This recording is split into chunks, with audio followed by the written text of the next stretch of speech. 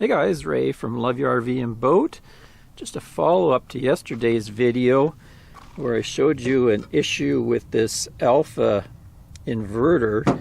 It wouldn't run my heat gun, so it kind of got me curious to see what's inside this heat gun. It's a Wagner, I think it's a Furno 500, kind of your typical heat gun, but it has multiple settings for low and high. You can go on low or high, and then there's 6 settings to each, so there's actually 12 different settings for different temperatures.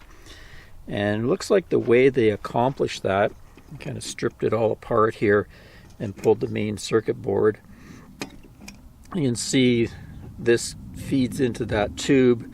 There's your coils, the heating coils there. They're wrapped around kind of a ceramic thing.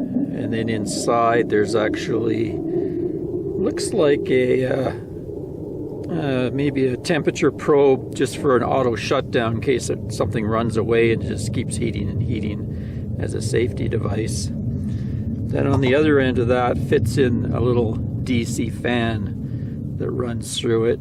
And when you're done with the heat gun, when you turn it off, that thing runs for a certain amount of time just to cool everything down. This just peeled apart with a few screws. Anyway, this is the heart of it here. And you can see there's a few little chips on there. And I noticed on this side there was a heat sink and a transistor there.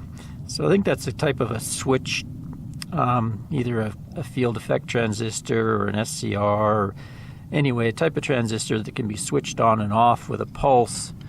And I believe that chip there is responsible for sending the pulse to that transistor, and then that transistor pulses the AC current going through here.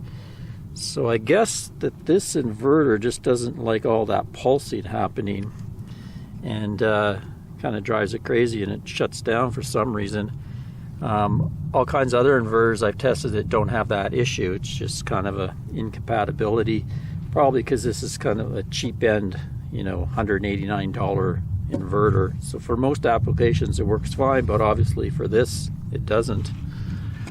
I think there's another transistor on this board. Yeah, this one here supplies the little DC fan, and then it's got some circuitry to run it and time it out, that sort of thing. Little capacitor there. They take the AC, and there's a diode here and a capacitor here, so they rectify that AC power into DC power to supply the chips and also the little fan motor. So pretty basic circuitry, but I thought it'd be interesting to rip it apart and kind of see how it's built. Maybe you can get an idea of why that went on. Comes apart very easy. Quite a nice design as far as assembly goes. This is a Wagner. I think I picked it up at Home Depot. 1500 watts.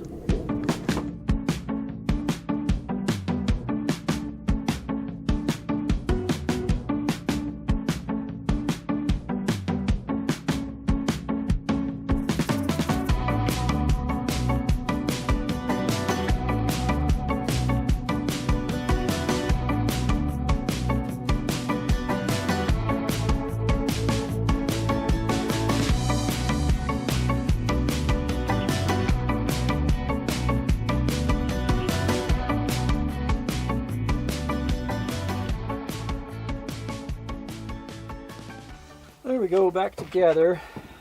Just want to do another test. One of the commenters said maybe try running a resistive load at the same time, see if that does anything. So I just have a heater here.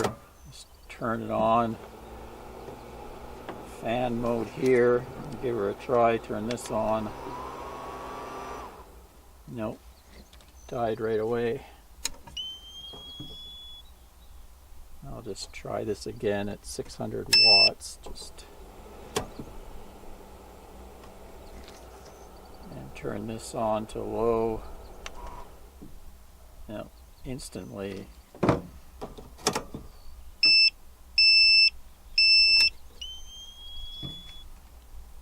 there's something about that little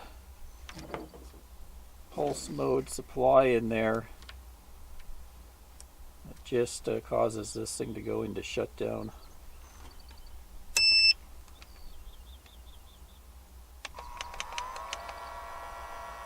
Okay, so I quickly turned it down to the lowest setting there out of the 6 bars, and it seems to be running.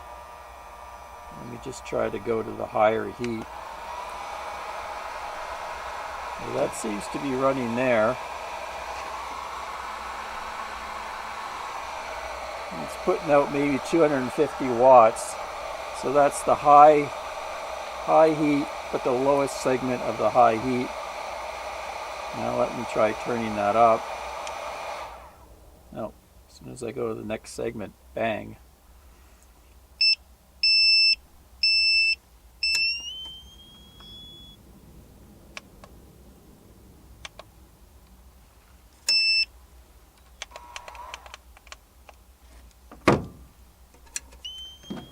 Nope, it just does not like running that heat gun. Let's do one more test. I've got a Blue Eddy box here that only has a 1000 watt inverter in it. I can handle 2000 watt surge, but it's less than this 1500 watt inverter. So, you know, some people might be saying, oh, you're using a 3000 watt inverters and it's working fine. It's because it's too small. Okay, well, let's check out this box here. Let's turn it on.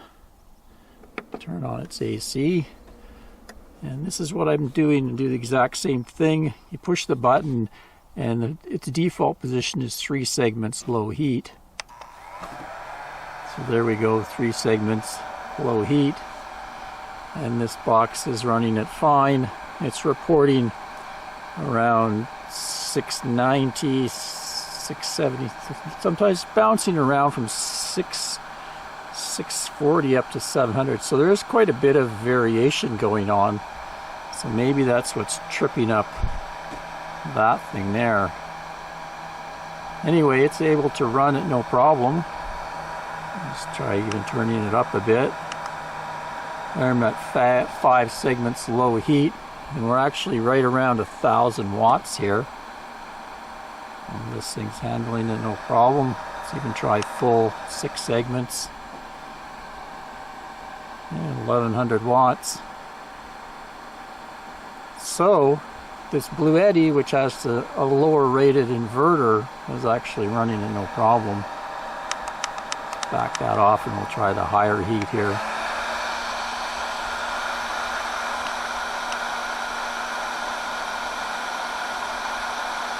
Yes, we'll go all the way up full blast, see if what it does. Yeah, it did shut down, and I saw briefly it hit about 1500 watts, which is expected. This thing's only a 1000 watt with a 2000 watt instantaneous kind of surge capacity. Well, there you go, a little more info on this problem with the heat gun not running on this inverter.